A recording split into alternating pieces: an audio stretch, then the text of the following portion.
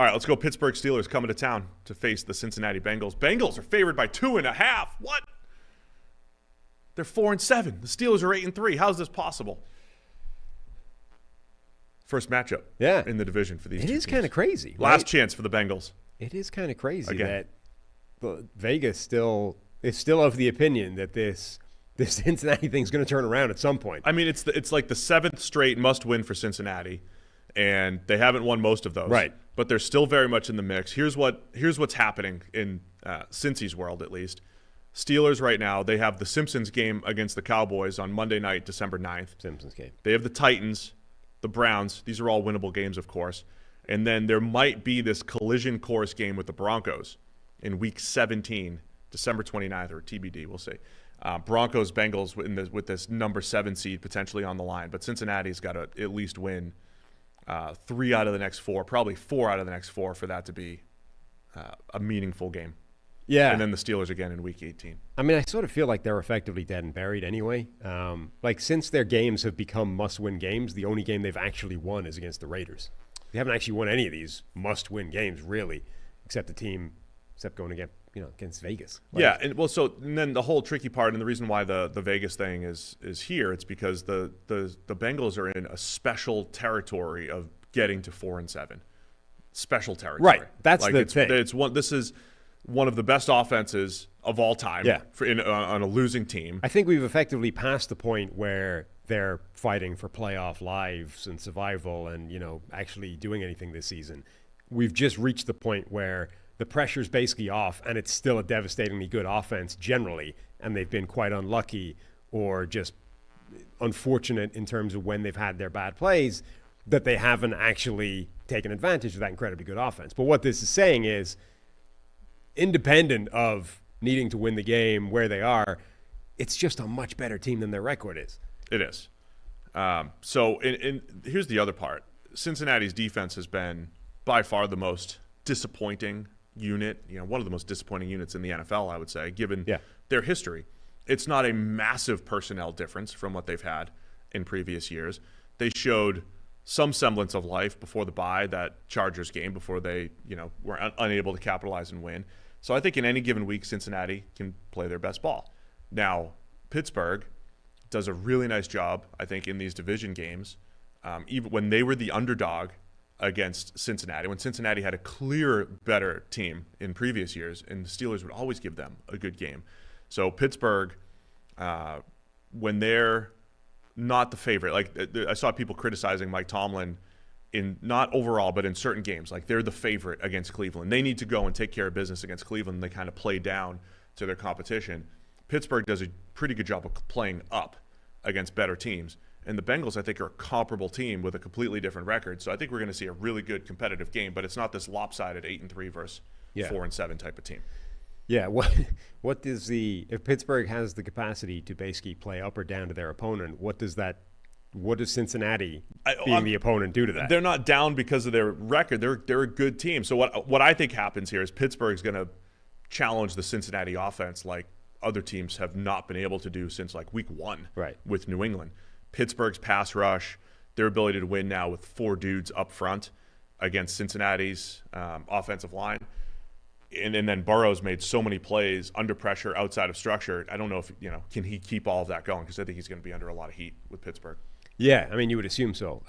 That Pittsburgh pass rush is extremely good. Their defense is extremely good across the board. That side of the ball is just a fascinating matchup. You've got the Bengals offense, which is incredibly good despite their record, going up against Pittsburgh's defense, which is also incredibly good, in large part because of that devastating pass rush they've got up front. This is the kind of game where TJ Watt could have a monster game if they don't do what the Browns did and dedicate an absurd amount of extra help to take him out of the game. Meanwhile, Cincinnati's defense is just not the same deal. You've got their defense is basically being propped up by Trey Hendrickson, and that alone is not enough to get them producing the way that they need to. And then on Pittsburgh's offense, you've got they're this fascinating team where, against a dangerous defense, they can be shut down, except Russell Wilson is still capable and willing to just heave the ball deep a few times, and you only need a couple of those plays to break your way. George Pickens to make the catch at the catch point. those are massive high leverage plays that can keep you in the game. And those are the plays. I mean, I think Pittsburgh's offense has a chance to make some big plays down the field. DJ Turner had been playing really well for Cincinnati, arguably their best corner. The other guys have been rotating. Josh Newton's been feisty, but in and out of the lineup. And Cam Taylor-Britt been benched a couple times this year, very inconsistent. So I think they have some opportunities to make plays down the field. He has both the interception and the catch of the year, and it's also been benched.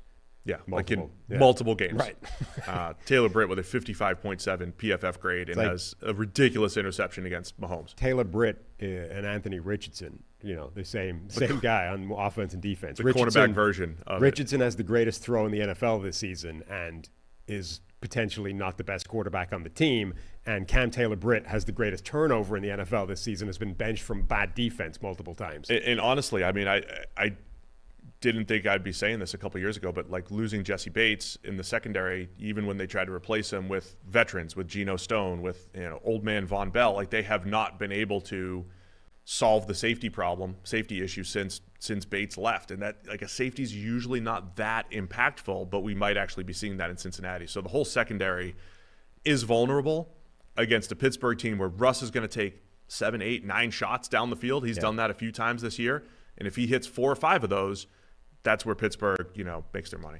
I mean, it's almost always too simplistic to look at teams pre and post a big player changing hands. Like people are making this point now about running backs, right? The Derrick Henry, Saquon Barkley, and Josh Jacobs, like the teams that they've joined are all winning records, looking great, and the teams that they've left, right? Yeah. And the teams that they've left all stink, right? They all had bad records when they were there. Maybe running backs are actually the most important players in the NFL. It's like, yeah, or they went to better teams, right? So it's usually a bad way of looking at things.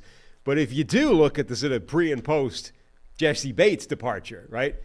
Jessie Bates on the Bengals, it's a much better defense. Jessie Bates on the Falcons is an insane playmaker who's, was always a ball hawk in the secondary, is also adding that peanut punch, forced fumble turnover ability to his game. You do think that if you put Bates back on the Bengals, it would make a significant difference. So it's terrible analysis, but it's probably, there's a degree of truth to it in this. All right, man. Bengals by 2.5 here, Sunday, 1 o'clock. Where are you going? Where am I going? I'm going with the Bengals for no particularly good reason. I'm going to say Cincinnati as well, back against the wall for the 8th straight week, and they're going to come good. Yeah. Harry's going to take Pittsburgh. He's not I'm shocked by this, that Harry's taking Pittsburgh. No hometown bias for him. He hates the Steelers because they steal. All my kids think that they steal. Okay. Right? That they're robbers, basically. Gotcha. And he's from Cincinnati, and he's taking Pittsburgh. All right. How about that? My 11-year-old daughter, who has no interest whatsoever in football, appears to have very recently become a Miami Dolphins fan because she likes dolphins. Oh, I thought you were going to say the colors. No. Although she does like the colors. But because the 90s was just a beautiful time for all teal teams to become and popular. So she changes her favorite color by the week, but she is recently, she likes dolphins. She's definitely an aqua blue type of person right now, but it's the dolphin that she's particularly attached to at the moment. That would have been a perfect transition to the Thursday night game. Yeah. Unfortunately, we're not that professional. Nope. Thanks for watching all the way to the end of our video. For more great content, click here to subscribe and here to watch another video. We'll see you again soon.